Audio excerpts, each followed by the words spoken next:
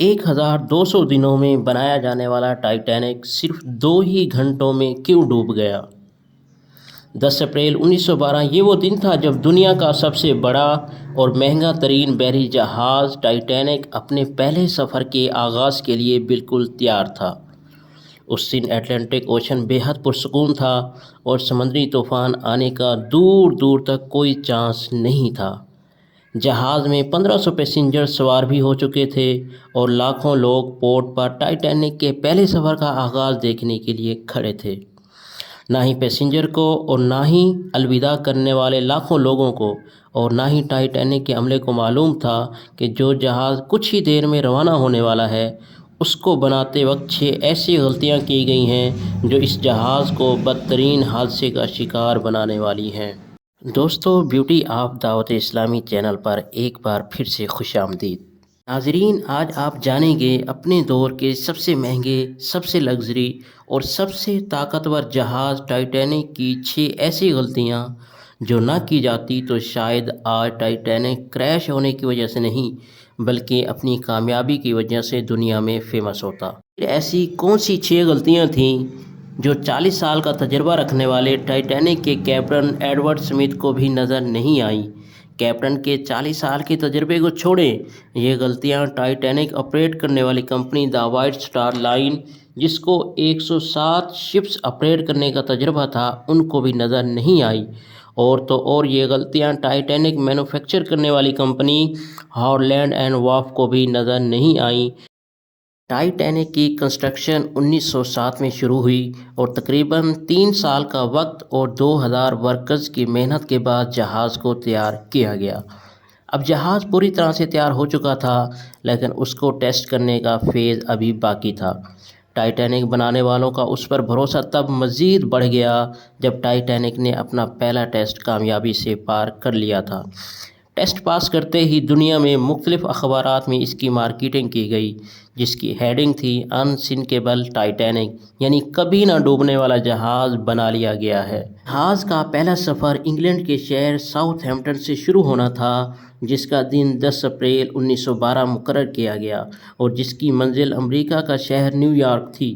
Titanic کے economy portion میں سفر کرنے کی قیمت $30 جبکہ فرسٹ کلاس سفر کرنے کی قیمت $150 تھی، جو آج کے دور میں 3,40,000 بنتی ہے۔ اس مارکیٹنگ کے نتیجے میں یکایک ساری ٹکٹس بک کر لی گئیں اور آخرکار وہ دن آ ہی گیا جب ٹائٹینک اپنے پہلے سفر کا آغاز کرنے والا تھا۔ پہلی غلطی۔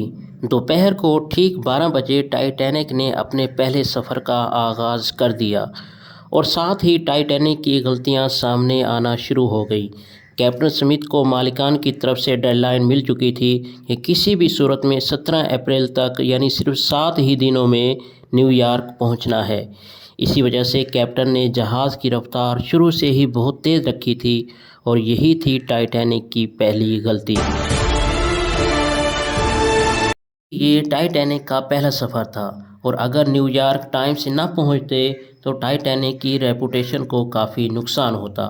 دنیا کی کوئی بھی گاڑی ہو، مشین یا پھر جہاز، ان کے کئی آپریٹنگ پروسیجر ہوتے ہیں، جن میں سپیڈ لیمٹ بھی ان پروسیجر کا ایک پارٹ ہوتا ہے، اور وہ پارٹ ٹائٹینک کے سفر کے آغاز میں ہی وائولیٹ کیا گیا تھا۔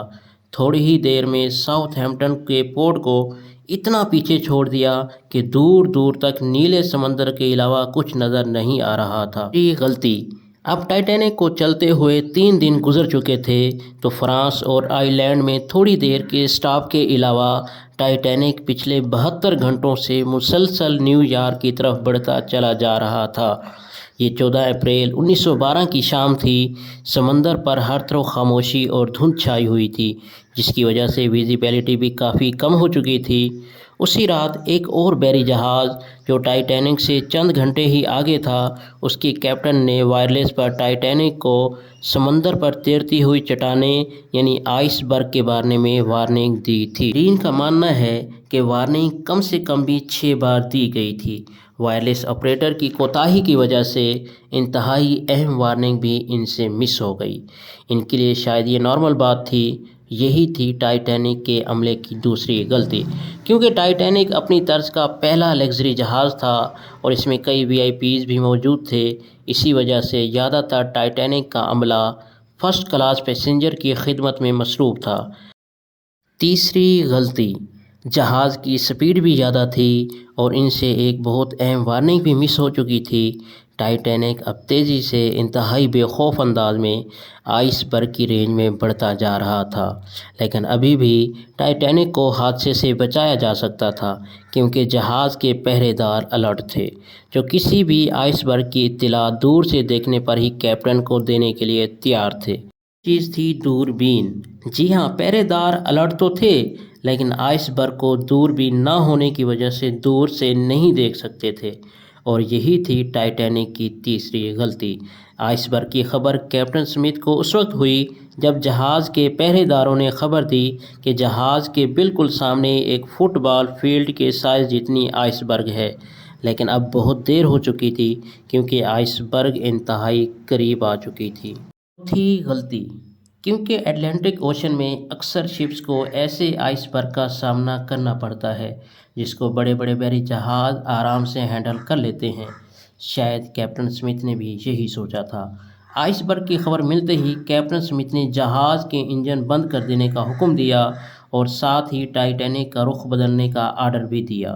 بے شک کیپٹن اسمتھ نے آئس برگ سے بچنے کی بہت کوشش کی، لیکن فاصلہ اتنا کم رہ گیا تھا کہ کچھ بھی کرنا فضول ثابت ہوا۔ آئس برگ اب ٹائٹینک کے سینٹر سے ٹکرا چکا تھا۔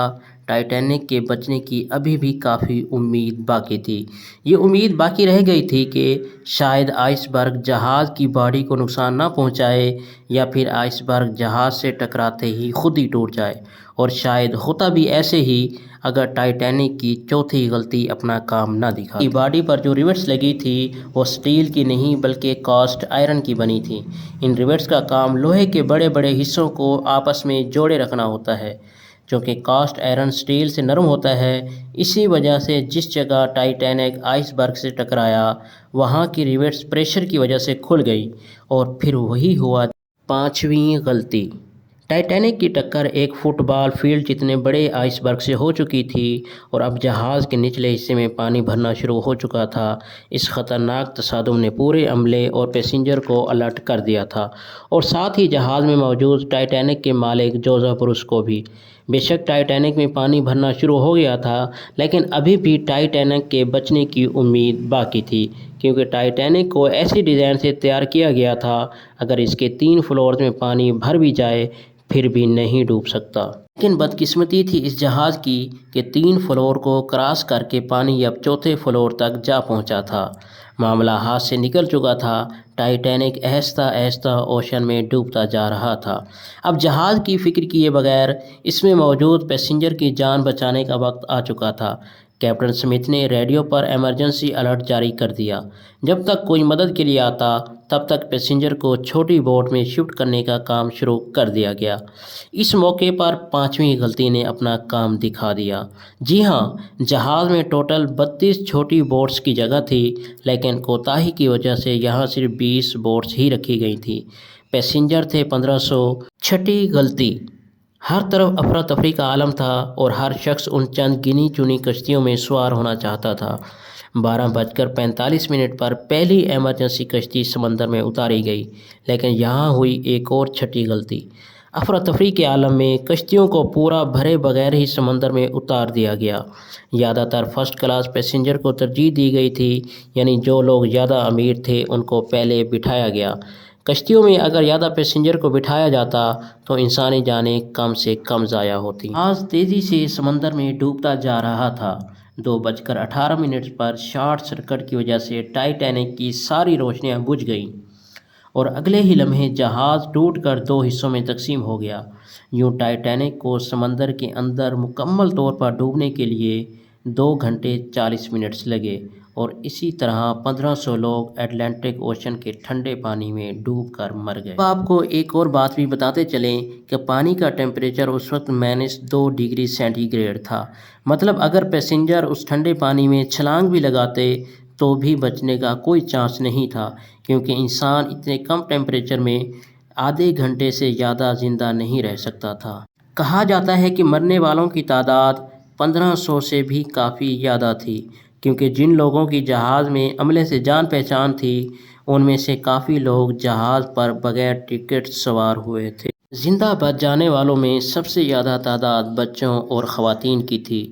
دوسری طرف کیپٹن اسمتھ تھا جو سارا وقت لوگوں کی جان بچانے میں لگا رہا تھا۔ وہ آخری آدمی تھا جس نے ڈوبتے جہاز سے چھلانگ لگائی تھی۔ امید ہے ہماری یہ ویڈیو بھی آپ کو پسند آئی ہوگی۔ آپ بھرپور لائک اور شیئر کریں گے۔ آپ کے پیار بھرے کمنٹس کا بے حد شکریہ۔ ملتے ہیں اگلی شاندار ویڈیو میں۔